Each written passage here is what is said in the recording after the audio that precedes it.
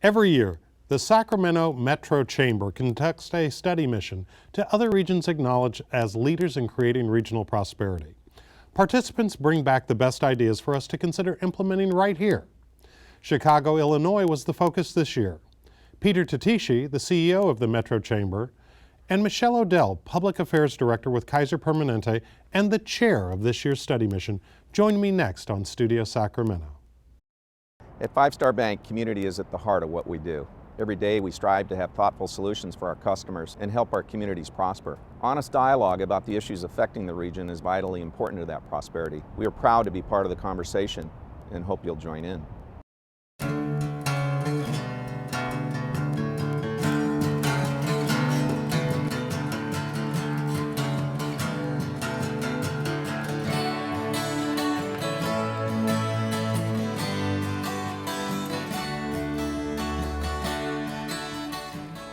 Michelle, why Chicago?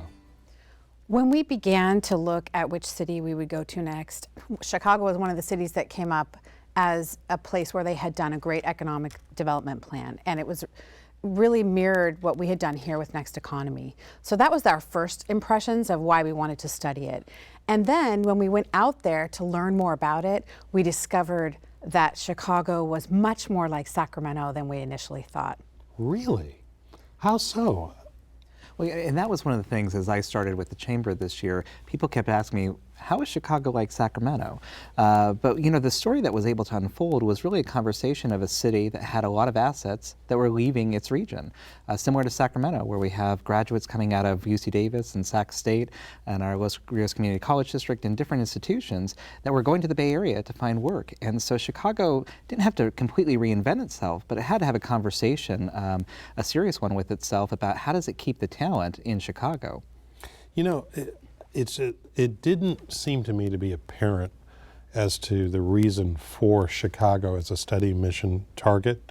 You know, you've been to Portland, you've been to Nashville, you've been all of these different cities, and I could see the nexus. But recently in Chicago, all I hear about are things like $20 billion pension deficit, big escalation in the number of murders, you know, infrastructure crumbling, that sort of thing.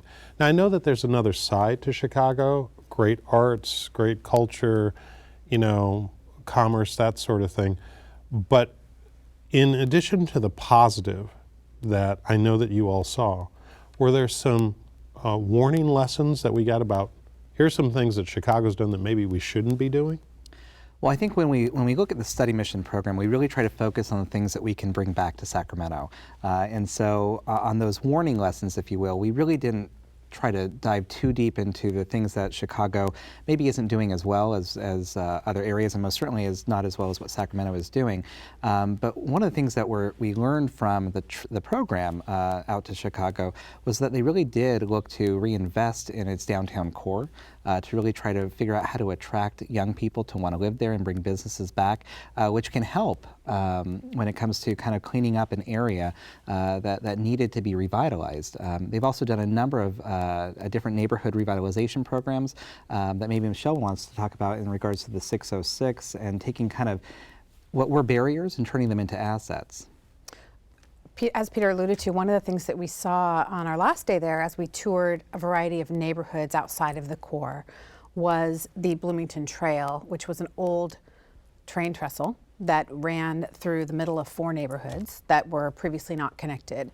It's now called the 606, and basically what they've done is taken what was a barrier, was an eyesore, and they've created a walking and biking trail that connects these neighborhoods. Really? And when you're on the trail, there are artists installing their art and working on a variety of things. There's musicians that play, they have activities, it connects to different parks, and the neighbors are using it to connect with each other. And we think that we looked at it and we said, well, where could we do something like this? And I think the lesson for us was really, how do we collaborate? And that was a theme that came throughout the trip. And the collaboration that we saw, the public-private partnership, the opportunity for people to take something that was seen as a barrier in the community and turn it into an asset. Was there any aha moment when you and your team were touring that area where you said, here's a neighborhood where we should at least follow up and look at whether that might work or something like that? Well, I think what really resonated with us when we initially went to learn more about Chicago was that Chicago really was an area, much like Sacramento, that was sort of had an identity crisis. Really? They weren't New York. Mm-hmm. And, you know, they had the weather to deal with. They were sort of in the Midwest. The Windy City. Right, it's the Windy City. It's the second city, if you will. And they really looked at, how do we create a place where people want to stay, not just tourists, but also the residents. And what was interesting, as we talked about Chicago before we went, a lot of people had never been to Chicago, or they'd been to a hotel in Chicago near the airport, or they'd flown through.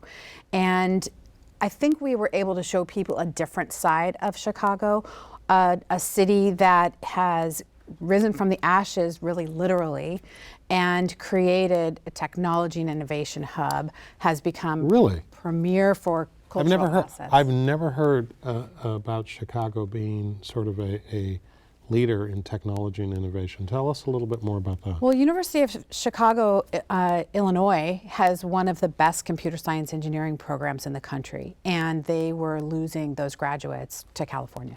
It was really interesting to hear that UI, which is right there in Chicago, produces more graduates than the top 4 schools above it. It's in the top 5 number of computer engineers in the country, and yet they were losing 90% of them to California. To the Bay Area here. So it sounds like a similar story in many regards, but we were seeing what they were doing and what they were producing in a talent sector, and then we decided, let's see what Chicago is doing to try to keep those folks there. So we did get to go to 1871, which is a shared workplace, a creation of innovation, if you will, for young people, innovators who can come collaborate and get access to support and coaching and mentoring, and to try to grow this innovation and technology sector within Chicago. And we got to really spend almost a whole day kind of talking about how Chicago has really used the collaboration field from a public-private partnership standpoint to support innovators staying in the Chicago area. And unlike a lot of incubators across the country that are popping up, this one, it took 10 years to grow it. And it really grew from the companies that were incubating in a variety of places in the city. And they came together along with venture capitalists, universities, and a variety of other businesses, and said, what do we want to create to make it easy for you to grow your business here, to get capitalized here, to hire students here, et cetera. And it was really born out of that. So rather than build it, they will come, they brought the people together and then built it together. So it really fits the needs of the people. In Chicago's way of doing collaboration, who leads? Is it government bringing in the private sector, or is it private sector bringing in government? Well, I think we saw both. One of the things that was really interesting is, obviously they have a very powerful mayor there who has a lot of clout. And we heard a lot about the city would say, this is a priority, this is something we should look at. And the businesses would sometimes say, this is a priority, this is something we should look at. And what we found overall was where they really made the biggest differences is when they came together around one priority and figured out where could they agree to move forward on something. And we saw that across the board, and one of the biggest areas that we saw that was in their development of cultural amenities. Really? And their cultural plan. Chicago is widely acknowledged as having some of the best cultural amenities, among them their arts museum, in the entire world. I'm curious to know a little bit more about that in terms of how they support those types of institutions and actually build out the fabric of their cultural amenities. it was one of the most exciting things I saw on my first trip there back in the spring, and I couldn't wait to share it with Sacramento leaders. And what was really evident is that there was an activation, if you will, of the cultural amenities in a way that many cities have not been able to figure out. When you walk through the streets of Chicago, there's art everywhere, public art. It's in lobbies of buildings, it's on the street, it's in the parks, and people are interacting with it. And at the time when we first were there, we were having the discussions here locally about art in public places, about the Coombs sculpture that was coming to the Golden One Center, and it really made us think, okay, how do we tell the story of the importance of having iconic things that people can attach themselves to? So with the cultural amenities in Chicago, what Chicago's done is they have a cultural plan. They have the city has a public-private plan where they really have identified how are they going to activate the different amenities. And including that is a department in the city called the Department of Cultural Affairs, and their main priority is to bring people down to the city core. They produce events and festivals all year round that are free, and they look to bring people down to use the amenities, to use the restaurants, to get familiar, to feel safe, to feel comfortable in the city core.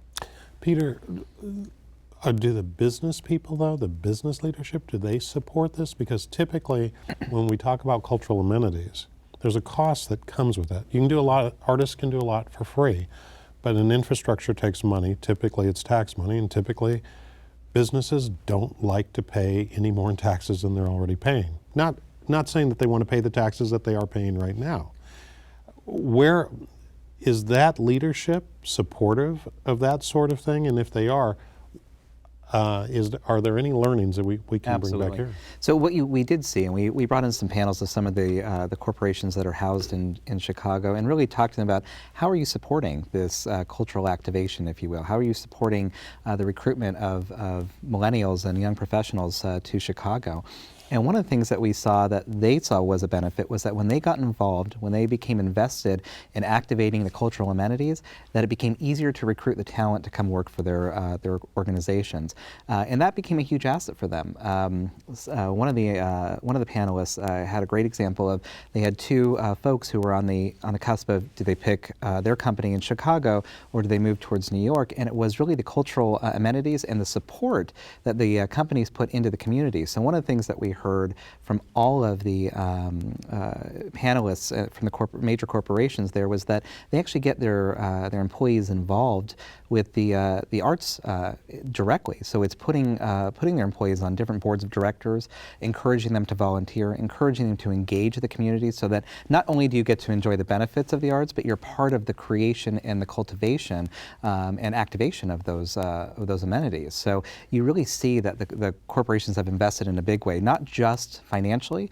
but also in the sense of engaging their employees in a way that says that they have ownership and pride within the community that they live in and support. That is Chicago for this one. It goes even up to the CEO level, and in Chicago they had their symphony conductor retired, and one of the CEOs from a corporation in Chicago went and personally recruited a new conductor for the symphony. So the engagement level is very high. Actually flew all the way to Italy to recruit their new conductor. Boy, that's a commitment. Right? So you see that there. You see that there is an engagement from the businesses. And obviously, we've had a conversation here for many years. Well, we don't have the headquarter companies here. And yes, there are some both national and world headquarters in Chicago, but all the companies are engaged. And what they kept saying over and over again is we found where we could work on something together, and then we moved it forward. And that was in the cultural amenities. We saw that through innovation. We saw that in the neighborhood revitalization.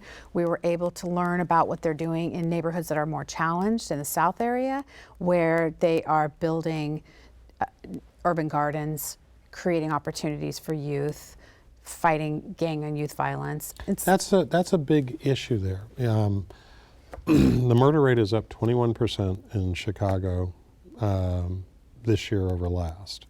And I know that Mayor Emanuel is the coiner of the phrase, never waste a good crisis, right? And so it appears that they have a crisis there. What did you all learn about how that community is coming together to take on those really intractable issues? Is there anything we can glean from that? I think that, again, the word collaboration is just really resonates, right? So how do you cross the lines between jurisdictions? How do you have conversations at a higher level between elected officials, between businesses, between community leaders to solve problems? And there are, just as we have here, a lot of similar problems, maybe at a smaller scale.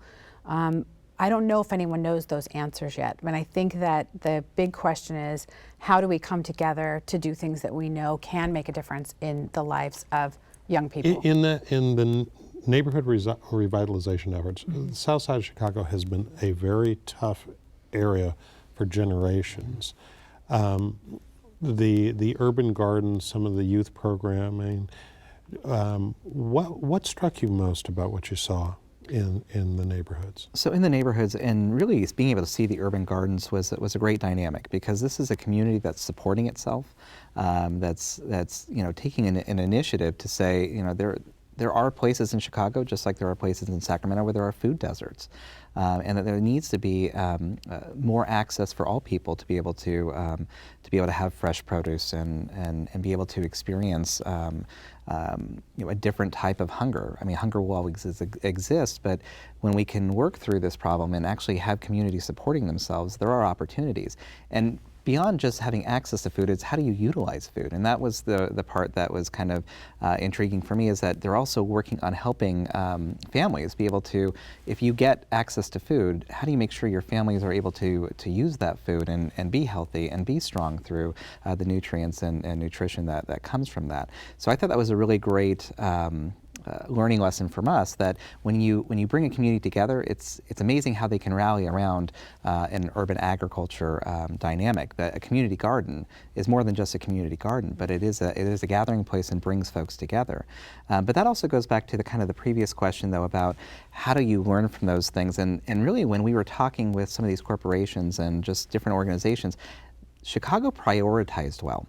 And so when we talked with all of these panelists, everyone knew each other before. We kind of figured we'd have to introduce people to each other, and it wasn't just a tertiary knowledge, right? It was a deep knowledge where they interact, they work together, and as businesses, they want to actually make sure their dollars do more and are more effective than just spreading a lot around.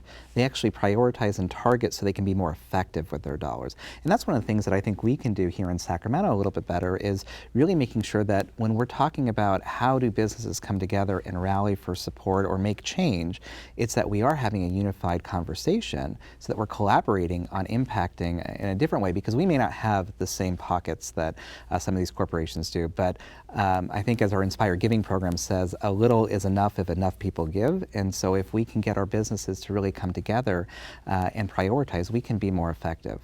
And the question becomes, what are those priorities? And I think some of the things that rose up and were conversations on the program that we were on in Chicago is, how do we get the B Street Theater built? How do we just get this done? How do we get the studios for the Sacramento Ballet? How do we get these things moving? How do we work together, not just the political leaders, not just the nonprofits and the communities, but really from a business leadership standpoint, say, what do we need to fix? How do we need to get it there? And out of that, too, we also were able to see their riverfront plan. So they have a phenomenal riverfront plan, and there was a lot of excitement about what we're doing in West Sacramento and the city of Sacramento with our own plan. And we heard a lot about how they are transforming their riverfront and how they're using it. And there's a variety of ways beyond entertainment and recreation, including education, that are transforming how people interact with the river that runs through the city. In working on the riverfront, are they, there's a typical algorithm that takes place. You want restaurants and walking paths and bike paths and things like that. But it sounds like they're moving beyond that. And actually, you mentioned education. What are their thoughts on how to include education as an activator or as a part of a riverfront? They've created spaces where classrooms and schools could come in and use for a variety of purposes. Learning about Chicago and the river itself, but also just other types of learning. So community spaces really was a theme for what they were trying to create, and something that could be used all year round. One of the great things about Chicago as an area is that they have a very storied mass transportation system. And I was wondering, in your travels through Chicago, was there any mention as to what the role of mass transit and their transportation planning has on the vitality of not just the urban core, but the surrounding neighborhoods and suburbs as well? Absolutely, and we did talk about different aspects of transportation, and that's one of the things, they have BL, they have a great mechanism to move lots of people, but they've also started looking at their transportation from all types of, whether it's pedestrian friendly to bike friendly, to moving lots of people very quickly. And Chicago has done a very good job of expanding its transit dynamic so that it's not so locked into only one form of, or two forms, car or, if you will, a rail system. And so I think when we went through and we were able to see how they're turning more space into activation space, going back to like the 606 trail, which connects you into the core if you wanted to through the bikes and pedestrian trails. They have a great bike share program that we were able to experience and talk to, because we're hoping to bring a bike share program here to Sacramento. I think transit really is, it's a regional concept that needs to be developed, and a conversation that we should be looking at as to how they've been able to open up different arteries and arterials to be able to move people differently within Chicago. The other big issue I know that's facing Chicago right now is its workforce preparedness for its K through 12 population. How is business interacting with the educational system in order to elevate the capacity of the children that are graduating now to take advantage of those world-class institutions, as well as to find maybe more vocational related opportunities for themselves? Well, we heard specifically about how they're interacting from the arts, performing arts, and art appreciation through the schools. And there is several programs where businesses have come together and driven where they're headed in that way. So they've connected with some of the best arts institutions in the country, in the world, the Joffrey Ballet, the Symphony, and they're bringing that into students with the idea that they're going to show them something different beyond what they're used to seeing every day, and open their eyes in a variety of ways. So engaging them through art so that they want to be in the classroom, so that they get excited to be in the classroom as a gateway. That's interesting. Taking the point on education, one of the things that I have read about Chicago is that Chicago's industry has rapidly changed. I did not know about the innovation and technology piece, but I had heard that the traditional meatpacking business and all that, and the source of all of that, sort of more of those working jobs that did not require a lot of advanced education, are transforming and migrating. In terms of a plan, they had a next economy type plan in Chicago. Have they had any sort of feedback about how that's working? Whether or not they've had to make a mid-course correction, because our own plan is getting to the point where it is that it might be a time for a revisit. Right, and we kind of learned about that because they had a lot of metrics built into their plan to be able to measure how they're moving forward. And it was kind of our first panel actually when we got off the plane to have a conversation with Chicago on that plan and how it's been able to be implemented and executed. And I would say that they've had to make some changes to it, but what they've been able to do is continue to go back to the core of the plan and keep pushing. And I think their plan, just like our plan here at the Next Economy plan, wasn't reliant on the old version of Chicago. It was about the future of Chicago and where it saw opportunities to grow and to engage the workforce in a different way. And so that's one of the areas where our Next Economy mirrored with their plan, is that there are growing industries or workforce sectors that we wanted to target and make sure we had the training going into the workforce the right way. And we did hear from some of their workforce and employment and training agencies there in Chicago, met with our Next Ed and some of our educational leaders here in the region to really kind of begin some of that conversation of how do those things marry up together. And that's one of those areas where I think Sacramento kind of got to see itself be very proud of what we've been able to do with Next Economy and our Pathways grants through the state that CAP and Crane are now instituting in a lot of our schools at the junior high and high school levels, where we can actually really gear folks into taking the Next Economy plan and creating the workforce for it.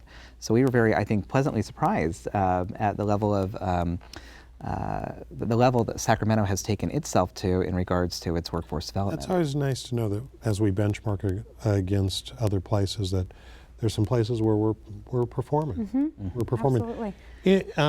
One final question for you. Michelle's the chair of the study mission. If there was one idea in our final moments that you could implement immediately here in Sacramento that you saw back there, what would it be? I think that given where we are in our own transformation, it would have to be developing a cultural plan that goes beyond the core of Sacramento. Would that include funding as well? I think it would include funding, it would include support, it would include a real clear idea of how we're going to activate the assets in our community. All right, folks, you heard it here first. The chair of the study mission will be putting together an initiative on that as well. And just kidding. And that's our show. Thanks to our guests and thanks to you for watching Studio Sacramento. I'm Scott Syphax. See you next time right here on KVIE.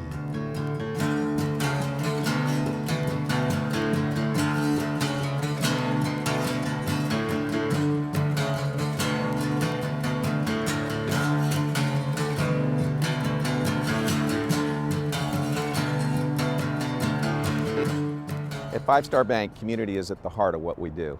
Every day we strive to have thoughtful solutions for our customers and help our communities prosper. Honest dialogue about the issues affecting the region is vitally important to that prosperity. We are proud to be part of the conversation and hope you'll join in. All episodes of Studio Sacramento, along with other KVIE programs, are available to watch online at kvie.org/video.